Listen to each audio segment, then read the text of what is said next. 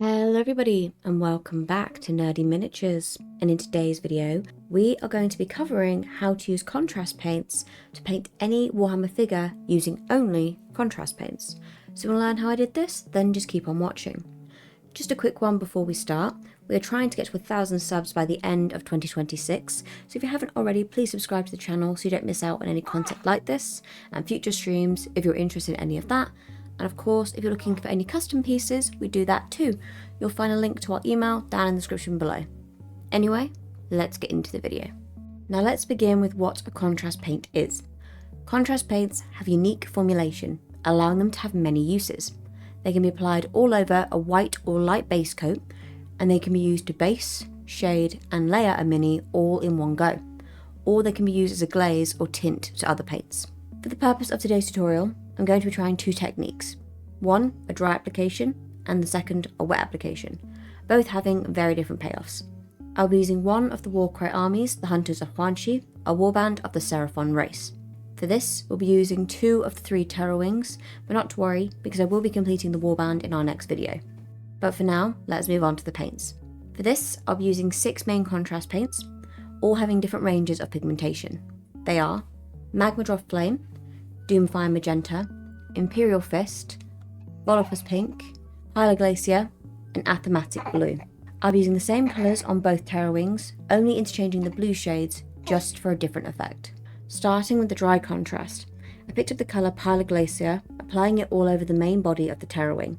With contrast paints, it's important to work quickly and in sections, as then you can control the product better this way.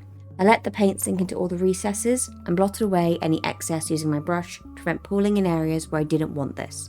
I did end up going in and doing a second coat of this colour, as one coat was not enough pigmentation for me.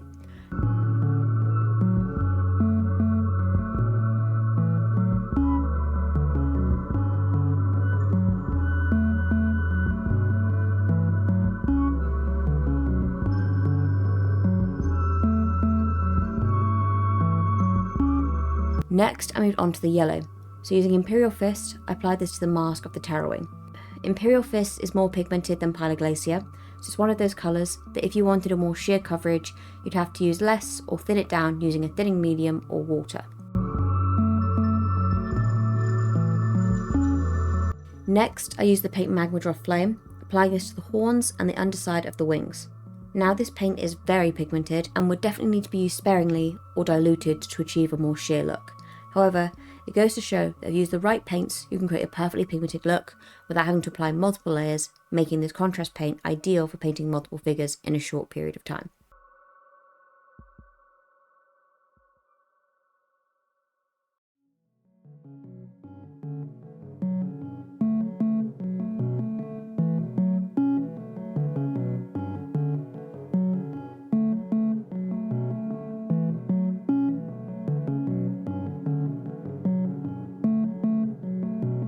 Next, I went in with Doomfire Magenta, applying this to the top section of the wings like I did with Magmadroth Flame. This is a highly pigmented contrast paint, and it could use a thinning medium or some water to achieve a less opaque look. Next, I went back in with Imperial Fist and applied this to the wings and claws of the figure. The only thing about contrast paints is they do not come in metallics, so if you want to achieve this look, you need to apply a base metallic underneath and then the contrast paint over the top.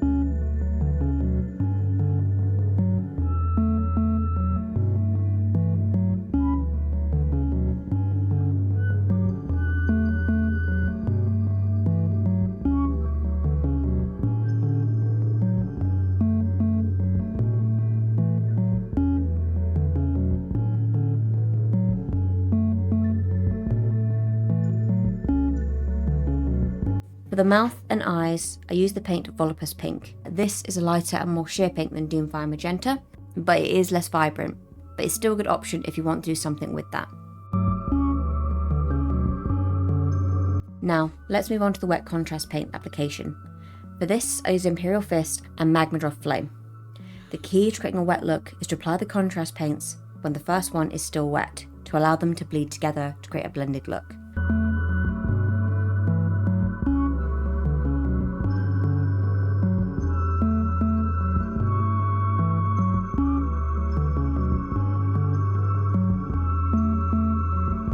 For the body of the bird, I used that same vibrant pink Doomfire Magenta, but I did use some water to thin this out slightly and applied it to the main body of the figure to allow it to sink into the recesses easier and add some depth to the figure without losing pigment, as I still wanted it to be vibrant.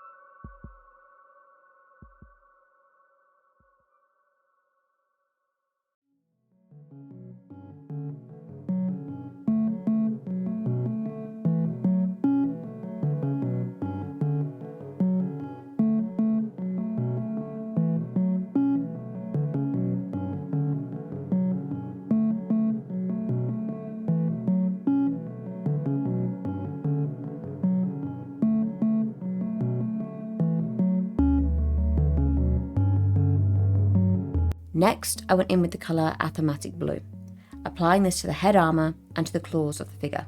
This is another sheer colour, but slightly more opaque than its lighter counterpart Pyla Glacier.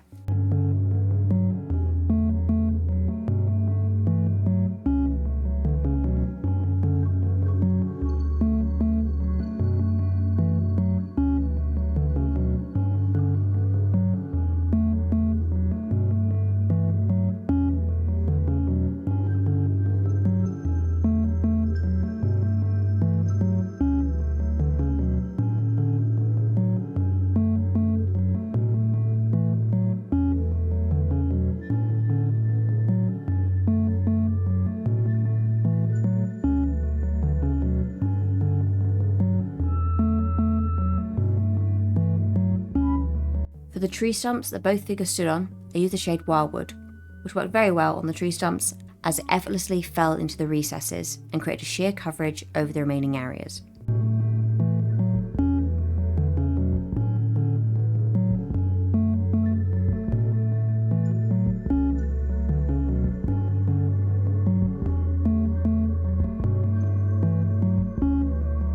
You could leave these figures as is, but because I used tones that were on the more opaque side, I wanted to make sure that the highest points were highlighted. For the pink areas, I went in with the colour Emperor's Children and a thin brush, applying it to the edges and high points. For any yellow areas, I used Phalanx Yellow, and for orange, I used Trollslayer Orange. For the blue areas, I used Fenrisian Grey, a bluish grey layering colour, and I applied this to both blue shades that I used. For the base, I built this up with Starland Mud to create a gritty textured look to finish it off.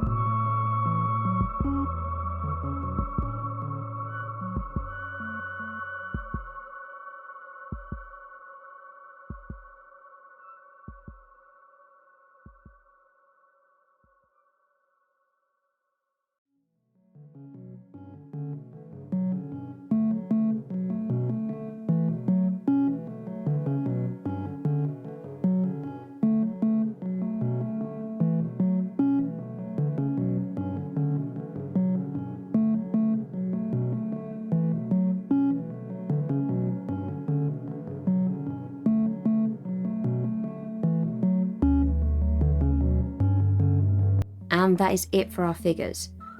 So how was my first experience with contrast paints? I think it went quite well. My aims for 2026 is to get better at highlighting and using contrast paints, so throughout the year you'll see a lot more contrast painting videos, as it's something I want to work on and improve.